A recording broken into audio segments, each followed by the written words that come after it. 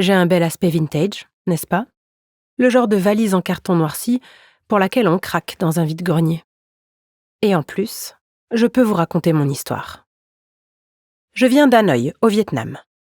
En 1951, des hommes du 1er régiment de chasseurs parachutistes m'ont utilisé pour emballer les affaires personnelles du 2e classe Roger Abioul. Fait prisonnier par le Viet Minh, ce pauvre soldat venait de mourir en captivité au Tonkin à seulement 22 ans.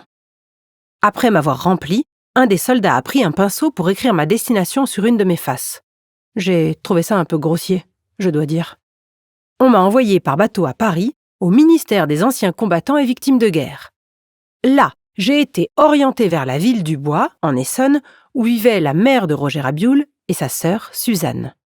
C'est le maire en personne, Albert Desnoyers, qui s'est chargé de m'apporter à leur domicile. Quand Suzanne m'a ouverte, ses larmes sont tombées sur les quelques objets que je contenais. Le porte-monnaie de Roger, ses lunettes de soleil, ses carnets, son brevet militaire de parachutiste ou encore des lettres de sa famille. J'ai été rangée dans une chambre. Des années plus tard, j'ai entendu Suzanne dire qu'à sa mort, l'ensemble des effets militaires de la maison devrait être légué au musée de l'armée.